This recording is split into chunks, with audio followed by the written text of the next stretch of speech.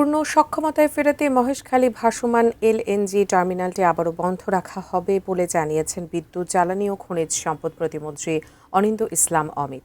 আজ ঢাকা ক্লাবে জ্বালানি বিটের সাংবাদিকদের সংগঠন FERB আয়োজিত সেমিনারে তিনি কথা বলেন।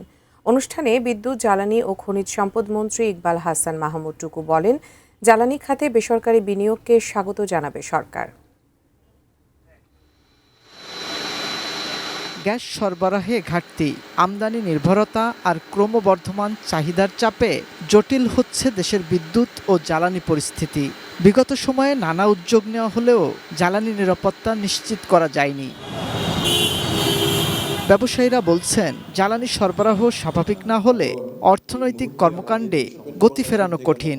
আর বিশেষজ্ঞরা বলছেন, বিদ্যুৎ ও জ্বালানি খাতে এখনো ভুল পথেই হাঁটছে সরকার। নিয়ারলি 58% ইলেকট্রিসিটি ডোমেস্টিক সেক্টরে যায়, হ্যাঁ, আর 27% ইন্ডাস্ট্রি কনজিউম করে।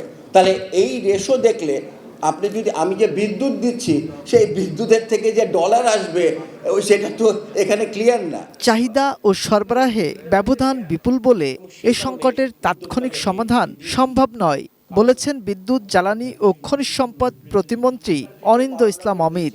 তবে সরকারের দায় এড়ানোর সুযোগ নেই বলেও জানান তিনি। একটা বয়লারের কাজ চলছে, আরেকটা বয়লার এখনো ফাংশন হয়নি। এইটা ফাংশন করতে গেলে আবার সাময়িকভাবে প্রথম বয়লারটা অপারেশন বন্ধ রাখতে হবে। This is the biggest challenge. পরে মন্ত্রী বলেন, জ্বালানি সংকটের টেকসই সমাধানে কাজ করছে সরকার, তবে তা সময় সাপেক্ষ। আমাদের যে টার্গেট 10,000 মেগাওয়াট এটা করতে পারবো। পার্টিকুলারলি আমরা তো ক্লাস্টার বেসিসে যাচ্ছি।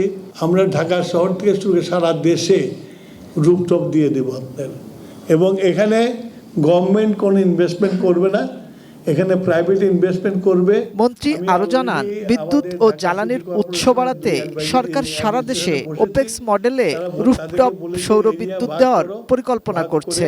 এই জ্বালানি থেকে নিয়ে অনেকে ঘোলা পানিতে মাছ শিকার করতে যাচ্ছে।